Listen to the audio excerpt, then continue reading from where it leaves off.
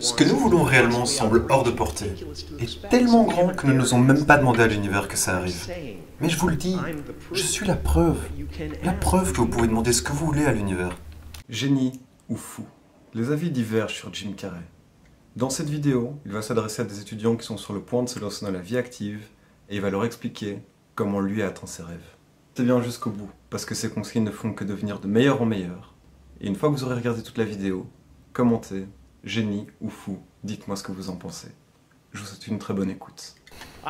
Je suis ici pour planter une graine. Une graine qui vous inspirera à aller de l'avant dans la vie, avec des cœurs enthousiastes et un grand sentiment d'unicité. La question est, est-ce que cette graine va avoir la chance de prendre racine? La vie n'arrive pas à vous, elle arrive pour vous. Comment je sais ça? Je ne sais pas, mais je fais du bruit, et c'est ce qui compte. C'est ce que je suis venu faire aujourd'hui. Parfois, je me dis que c'est la seule chose qui compte vraiment. Vous savez, juste laisser les autres savoir qu'on est là. Nous rappeler que nous faisons partie d'une plus grande entité. J'avais l'habitude de penser que Jim Carrey était tout ce que j'étais. Je pensais que qui j'étais se terminait au bout de ma peau. Qu'on m'avait donné ce petit véhicule appelé corps, avec lequel on fait l'expérience de la création. En tout cas, je n'aurais pas pu demander pour un modèle plus sportif. Ce n'était après tout qu'un prêt qui allait devoir être rendu. Puis j'ai appris que tout ce qui était à l'extérieur du véhicule faisait aussi partie de moi. Il y a une grande différence entre un chien qui va vous manger dans votre tête et un chien qui va réellement vous manger.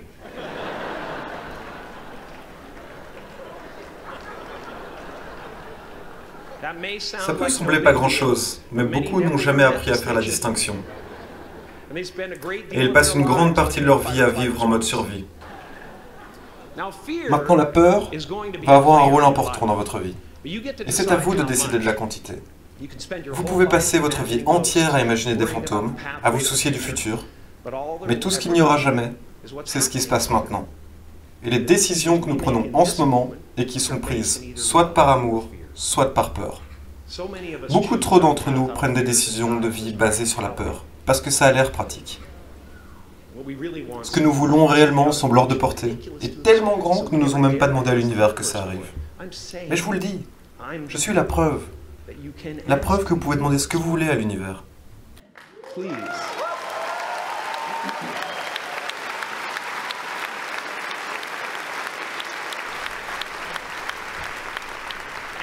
Et si ça ne se produit pas immédiatement, c'est seulement parce que l'univers est tellement occupé à satisfaire ma commande.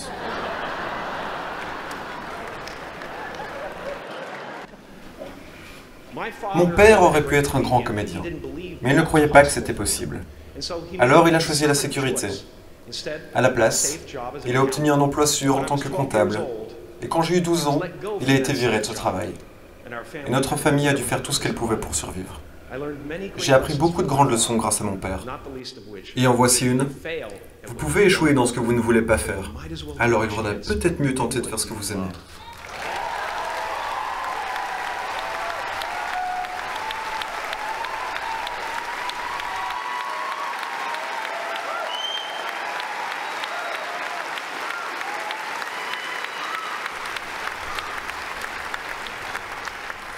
Ce n'est pas la seule chose qu'il m'a apprise, évidemment.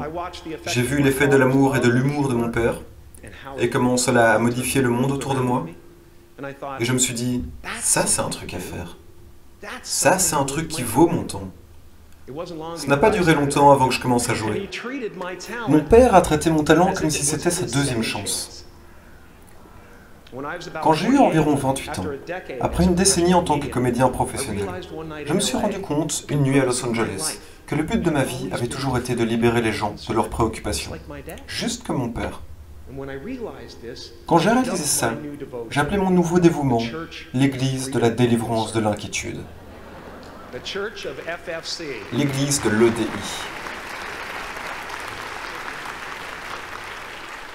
Et je me suis consacré à cette paroisse. C'est quoi la vôtre? Comment allez-vous servir le monde? Qu'est-ce que le monde a besoin que votre talent peut fournir? Tout ce que vous devez faire, c'est répondre à cette question. En tant que personne qui a fait ce que vous êtes sur le point de faire, je peux vous le dire par expérience. L'effet que vous avez sur les autres, c'est la meilleure rémunération qui soit.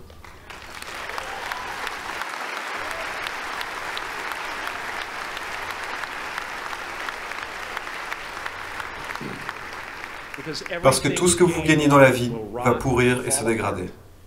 Et tout ce qui restera de vous est ce que vous avez dans le cœur. Mon choix de libérer les gens de leur inquiétude, m'a amené au sommet. Regardez où je suis. Regardez ce que je peux faire. Partout où je vais. Et je suis assez sensible quand je dis ça, parce que plus j'y pense, plus je me dis que c'est vraiment exceptionnel. J'ai fait quelque chose qui fait que partout où je vais, les gens me montrent leur meilleure version d'eux-mêmes.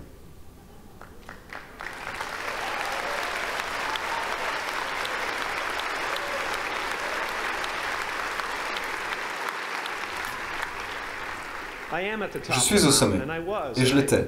Mais la seule personne que je n'avais pas libérée, c'était moi. Et c'est à ce moment que j'ai commencé à réfléchir à qui j'étais vraiment. Je me suis demandé qui je serais si je n'étais pas connu. Qui je serais si je disais des choses que les gens ne veulent pas entendre. Ou si je défiais leurs attentes à mon sujet. Qu'est-ce qui se passerait si je me présentais à la fête sans mon masque de Mardi Gras et refuse de montrer ma poitrine pour quelques piécettes? Je vais vous donner un instant pour effacer cette image de votre esprit. Mais vous, les amis, vous êtes déjà tellement en avance par rapport à d'autres. Vous savez déjà qui vous êtes. Et cette chose que nous cherchons, se situe quelque part au-delà de la personnalité, au-delà de la perception des autres, au-delà de l'invention et du déguisement, et même au-delà de l'effort. Vous pouvez commencer le jeu, combattre les guerres, vous pouvez jouer avec la forme autant que vous voulez, mais pour trouver la vraie paix, vous devez laisser tomber votre armure. Votre besoin d'acceptation peut vous rendre invisible dans ce monde. Ne laissez rien barrer le chemin de la lumière qui brille à travers cette forme. Risquez d'être vu dans toute votre gloire. Nous ne sommes pas les avatars que nous créons. Nous ne sommes pas la photo sur la pellicule. Nous sommes la lumière qui brille à travers. Tout le reste n'est qu'un écran de fumée et de miroir, distrayant mais pas vraiment convaincant. J'ai souvent dit que j'aimerais que les gens puissent réaliser tous leurs rêves de richesse et célébrité, afin qu'ils puissent réaliser que ce n'est pas ça qui leur apporte le sens de l'accomplissement. Comme plusieurs d'entre vous, j'étais inquiet de rentrer dans le monde et d'accomplir quelque chose de plus grand que moi, jusqu'à ce que quelqu'un de plus intelligent que moi m'ait fait réaliser qu'il n'y avait rien de plus grand que moi.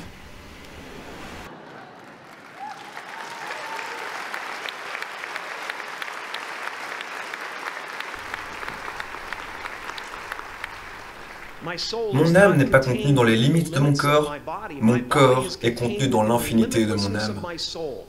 Un champ unifié. Nos yeux ne font pas que voir, ils sont aussi des projecteurs, qui projettent une deuxième histoire sur l'image que nous voyons tout le temps devant nous. La peur écrit ce script, et le titre de ce film est « Je ne serai jamais assez ». Si vous écoutez votre ego, il y a toujours quelqu'un qui fait mieux que vous. Peu importe ce que vous gagnez, l'ego ne vous laissera pas vous reposer. Il vous dira que vous ne pouvez pas arrêter jusqu'à ce que vous ayez laissé une empreinte indélébile sur Terre, jusqu'à ce que vous ayez atteint l'immortalité. Comment cet ego peut être si trompeur, qu'il nous tente avec la promesse de quelque chose que nous possédons déjà?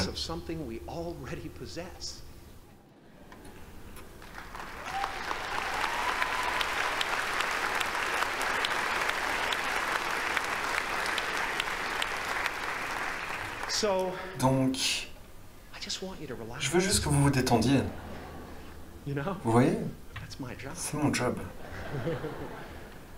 Détendez-vous et rêvez d'une belle vie.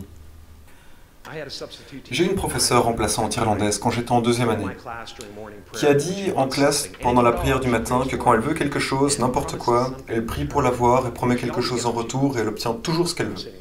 J'étais assis à l'arrière de la classe, je pensais au fait que ma famille ne peut pas s'offrir un vélo, je suis rentré chez moi et j'ai prié pour ça. J'ai promis que j'allais réciter le chapelet tous les soirs en échange. Pas fait, briser la promesse. Mais 2 semaines plus tard, je suis rentré de l'école et j'ai trouvé un vélo Mustang flambant neuf avec un siège banana et un guidon Easy Rider. Yeah. De bête à cool. Ma famille m'a dit que j'avais gagné le vélo dans une tombola, dans laquelle un ami a mis mon nom sans que je le sache. Donc ce genre de choses s'est produite pour moi depuis ce moment. De ce que j'ai compris, il faut laisser savoir à l'univers ce que vous voulez, et vous devez travailler en allant vers ce but, et ne prêtez pas attention à comment ça va arriver.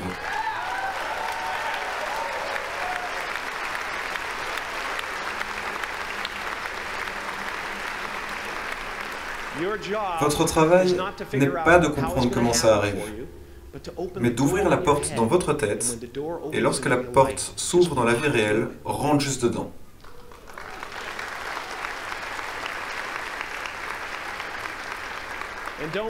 Et ne vous inquiétez pas si vous manquez le signal, car il y a toujours de nouvelles portes qui s'ouvrent. Et quand je dis que la vie ne vous arrive pas à vous, elle arrive pour vous, je ne sais vraiment pas si c'est vrai. Je fais seulement un choix conscient de voir les défis comme étant quelque chose de bénéfique, pour que je puisse y faire face de la manière la plus productive possible. Vous allez développer votre propre style, ça fait partie du fun. Oh, et pourquoi ne pas avoir la foi avec ça?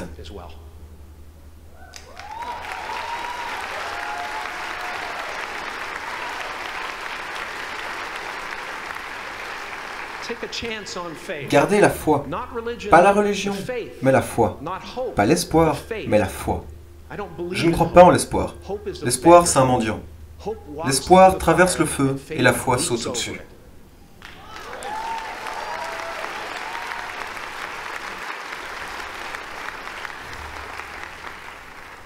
Vous êtes prêt et capable de faire des belles choses dans ce monde. Et quand vous traverserez ces portes aujourd'hui, vous n'aurez que 2 choix. Amour ou peur. Choisissez l'amour. Et ne laissez jamais la peur vous détourner de ce que vous voulez faire. Merci beaucoup.